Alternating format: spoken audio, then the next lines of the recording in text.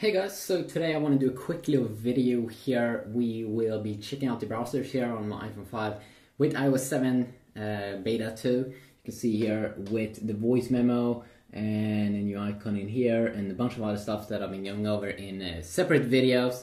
And also I've been doing 4 reviews here comparing the HTC ONE versus the iPhone 5 with the latest update. But this is going to be a browser video where we'll be checking out the browser a little bit.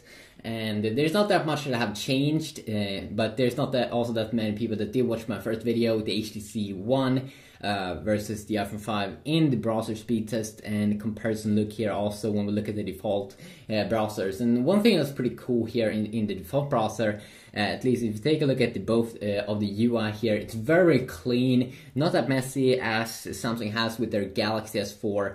That browser is pretty messy. And then also you get some pretty cool features inside of the HTC ONE that definitely could be very useful. So if you start off here taking a look at the iPhone 5 here, of course with iOS 7, it looks extremely clean here at the top. And this was something that I was actually expecting to come out from a lot of companies. Just a very clean bar at the top where you just type in a website and has a simple reload button up there. That's basically all you need. And then also you can see some cool things like when you go down and you can see the UI changes. Extremely cool that you still see the website and that really gets optimized, because sometimes maybe when you scroll down but you will still want to see the website. And then also very clean at the bottom, exactly everything you want to have, like forward and back buttons, a share button that it contains everything that you possibly would need to or would love to have. And then also of course your bookmarks, reading list. And I'm not sure if you can see the history inside of the Safari browser. You also have a private mode here if you want to search for porn or something and you don't want to let your friends know that you have done that, if they spy on your phone when you're drunk and left your phone somewhere maybe.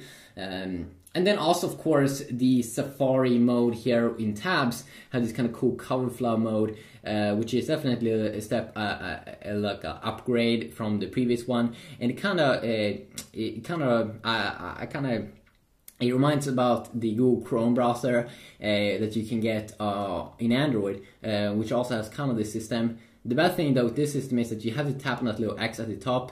With the Google Chrome browser you can swipe to remove tabs. Maybe you can, no. Oh yes, you can. Okay, that's quite good. Let's go to that let's go to that page again, and we are on the Verge website. And also now let's take a look here at this little phone here, this little bad boy, HTC ONE of course. Also very clean UI, but it doesn't make smaller when I go down, but that doesn't really matter super much because the HTC ONE already is a pretty big device. But still also very clean UI, has one bar here and one reload button, and then a pretty cool way here to navigate websites. That's not super bad, but I would actually say that it could be maybe a little bit better there on the iPhone, because it has that kind of cool color flow effect, but still pretty good. And you do have new incognito tab, which is basically like private mode on the iPhone. So when we go here, you can see very smooth here when we tap on these. Extremely smooth and nice. If you do this on the S4, it's not smooth at all, which is really horrible. And then you have one menu key here, and that's the power of the HTC ONE, that has some cool things here that you can have. First you have the download section there, we can check all your downloads if you do a lot of downloads, but then we have the really cool stuff down here. You have enable flash player, which is actually you have a built-in flash player. Even though Android after like Android 4.2 doesn't support Flash, but they have built-in Flash inside of the browser here, so you can just go to the desktop version of YouTube and just look at YouTube videos, and it works perfectly. And of course, it does also works, or it also works on other websites like porn usually do have flash players. So if you just want to have the default browser like that, if you want to use the default browser and go and watch videos, you can definitely pull that off. And then also what I definitely do enjoy here is the desktop view. So it will always try to load the full website. And that's super good. I mean, I think that's super awesome. I don't have that on the iPhone. I always have to go down, scroll down to the bottom, and then go to full site. But that may not be a problem, a super big problem if you are an iPhone user, because you have a smaller screen. So maybe you like the mobile version, and if you do like the mobile version, you don't even have to activate this. And then also we do have the find on page. So if you want to find a specific text, you can also do that. And you can see this beautiful keyboard here with the Roboto font. Amazing, awesome, perfectly, no lag whatsoever. Go back here, and we also do have the history here, which I'm pretty sure if you can find those things inside of the iPhone's Safari browser. Maybe not that super important, because you can have the reading list, and you also have bookmarks, of course. And then also at the bottom here, we can go into the full settings area and go over all of the good stuff if we would like. And also one cool feature here, of course, in speeds, we really shouldn't see that of a great difference. Both are LCD displays, of course. Both are amazing LCD displays.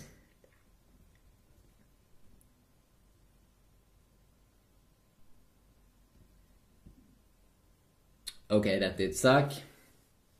That did suck a little bit in terms of the speeds.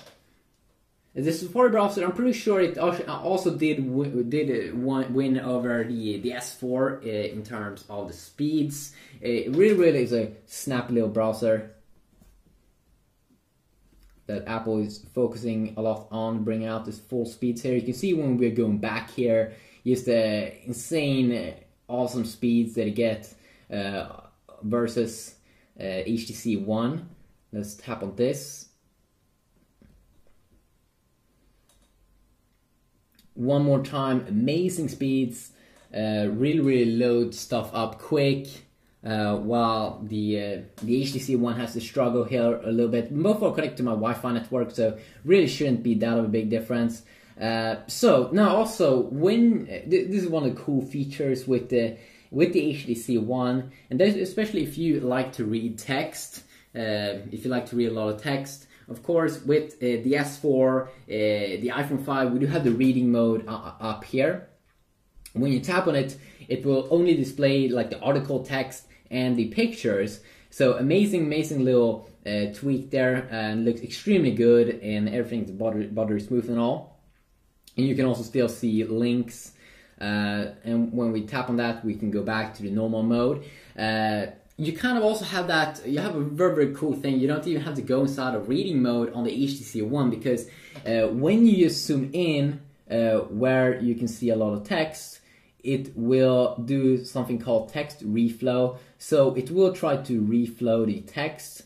Now you can see it kind of sucks here on The Verge, because they have a little bit of a HTML thing here that follows along, which is a little bit annoying, of course. But most websites doesn't have a weird thing like that. Also, the HTC ONE, of course, you can also like double tap on the text, and it will automatically quickly reflow it. If we try to do the same thing here, it will just it will tap, and it will. Of course, I can't read this, so it's pretty hard. But then, of course, we do have the reading mode here on the iPhone, and that is how you can read stuff, because that's kind of hard. On the HTC ONE, you kind of had to use reflow, which is amazing, really amazing. And then also up here at the top, okay, there we go. We also have a reading mode here inside of the HTC ONE. I'm sorry about that, but really cool that you have both those things. And I also think that you might be able to turn off text reflow. If you can't, then of course you can use the Google Chrome browser, and I'm pretty sure it won't do that thing with you. You can also see on the displays here that they are very similar, because they're both LCD displays. I'm pretty sure you get a little bit more pixels here on the HTC ONE, maybe around 400 pixels per inch, because it's a 1080p display, and it's not even close to that on the 640x960 resolution display on the iPhone. But of course the iPhone is smaller, you don't have to have super many PPIs, but 100 more PPI, pixels per inch, I think. We see maybe it's a tiny difference in reading, but most of the times you won't really see a big difference. If you want me to do a full display test in some way, maybe with some specific pictures, or if you do know any good way to do a display test, please let me know about that and I will see what I can do, definitely. So when I take a look at these displays, I'm having a very hard time to decide which one I do think actually has better color accuracy. It can actually be, maybe from the top now when I'm looking, the HTC seems to be having better color white, almost a little bit yellowish, or not actually yellowish, but if we're gonna really do a hardcore, if I really gonna decide, I actually do believe that the HTC One has a little bit of a sharper display here, which seems to be displaying colors a little bit better, a little bit badass. So could be kind of good to know. Of course, you shouldn't have any problems whatsoever when you zoom in and out. And also in terms of going up and down, I think it's a little bit more nice with the HTC One because it can go up and down extremely quick, while you have to do a lot of swipes on the iPhone 5's browser here to go up and down. I find it a little bit annoying. Of course, it's not a big deal, super big deal, because most times, usually when you will read, you will go down slow. But quickly a look here, iOS 7 Beta 2 on the iPhone, and of course Android 4.1 here, Android 4.1 Jelly Bean on the HTC. I'm not sure when the Android 4.2 Jelly Bean update is going to come for the HTC One, but I'm seriously looking forward to it, to see what HTC is working on. It's already available for the Xperia Z and also for Android, or for the S4 from Samsung, and coming up now for the Galaxy S3 as well. So hopefully HTC could bring some more toggles inside of here to the HTC One, or maybe some lock screen widgets, because I don't think that they have that right now. If they have, I'm very sorry. But quickly a video here. Hopefully you did enjoy. If you did, please leave a like, and hopefully I'll see you all in the next one.